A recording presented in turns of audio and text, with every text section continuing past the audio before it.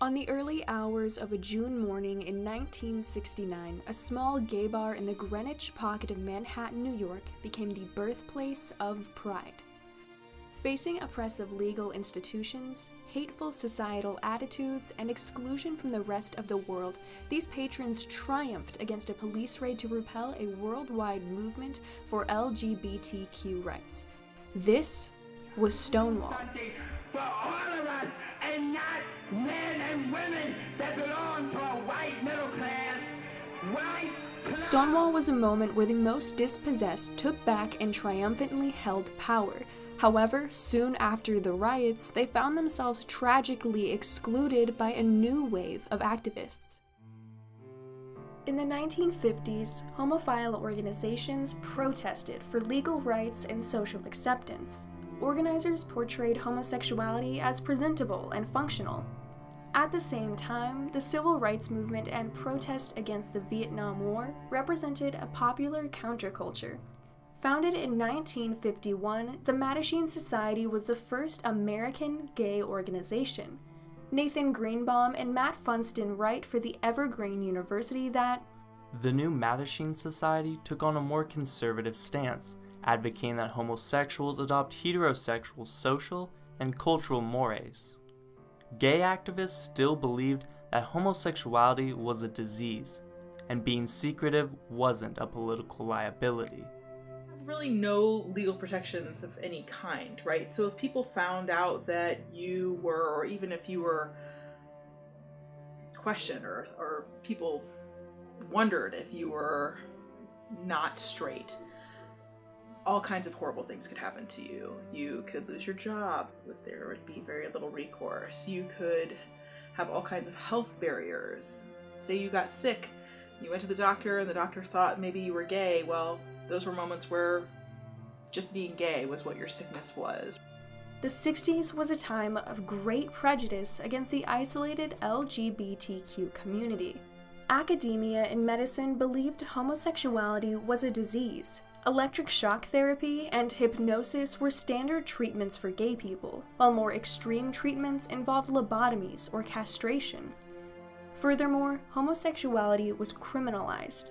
An adult convicted of the crime of having sex with another consenting adult of the same sex could get anywhere from a life fine to life in prison. The patrons of Stonewall took on these prejudices as they demanded new rights.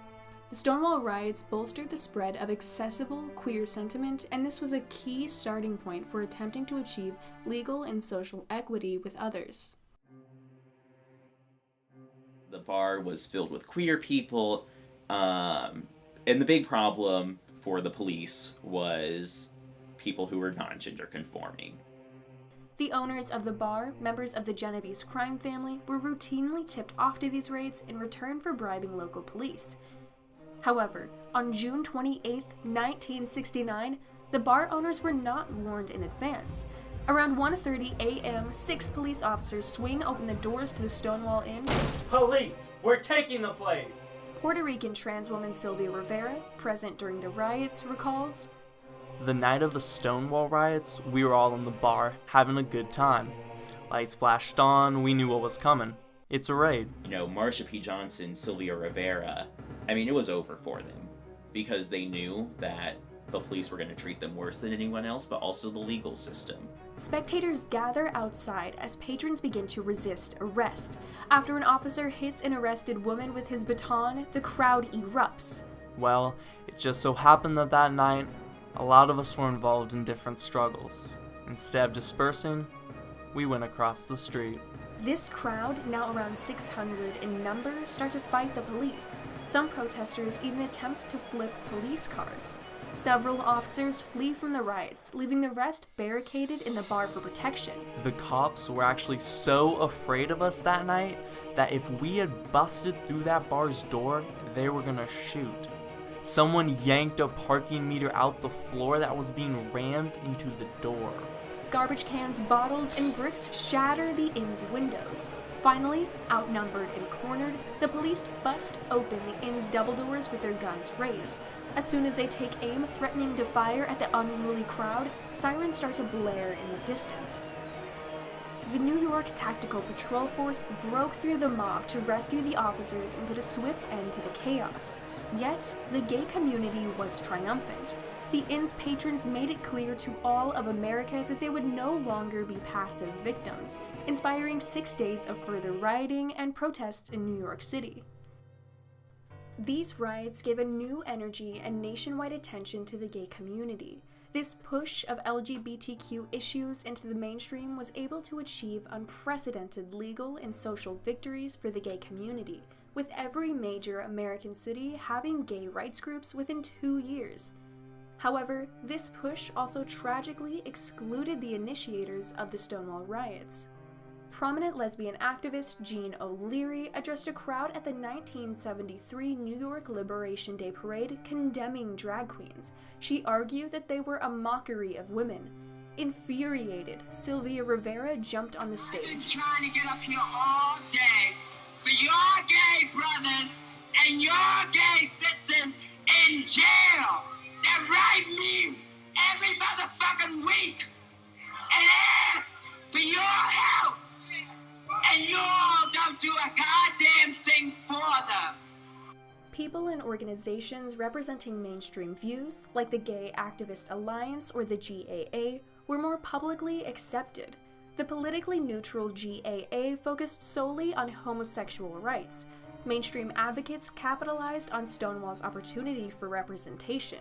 Tragically, they were given more media attention, more funding, and more political legitimacy than radical anti-establishment groups such as the Gay Liberation Front or the GLF.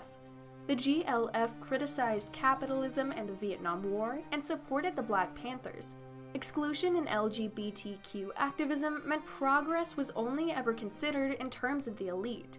Grassroots protests, once demanding queer liberation, began to sanitize their language and pacify their activism with gay pride marches to engage the mainstream. This co-option of queer liberation by mainstream advocates is evident in discrimination of more radical activists like Sylvia Rivera, who helped to establish the Drag Queen Caucus of the GLF. As Rivera continued her activism, founders of the Gay Activist Alliance observed that the general membership is frightened of Sylvia and thinks she's a troublemaker. They're frightened by straight people. The gay community as a whole sees its opportunities to gain political power increase as it takes closer and closer steps toward being mainstream, more like the ideal citizen, whatever that looks like, right? So the wider you can pretend to be, the not necessarily straighter, but more acceptable, right? So not so sexually unpalatable.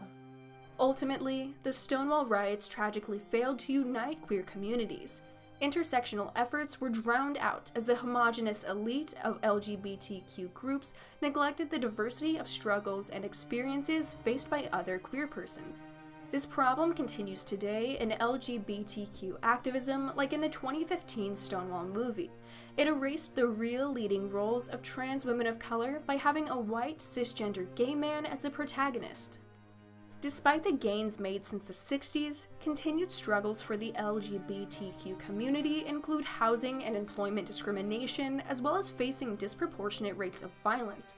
In fact, 20 states still don't consider attacks on LGBTQ people as hate crimes. Systematically excluding queer people from hate crime legislation signals that violence against them is okay. The Stonewall riots were a release of rage emerging from a long history of oppression, providing the first large-scale triumph for queer persons by demand instead of permission. Today, many are unaware of Stonewall's significance. With marriage equality and openly gay politicians, it's easy to forget the tragic struggles that LGBTQ people endured in the past. However, to understand how much progress has been made, one must recognize the triumphant work of queer activists and the tragedies that developed after the monumental events at the Stonewall riots.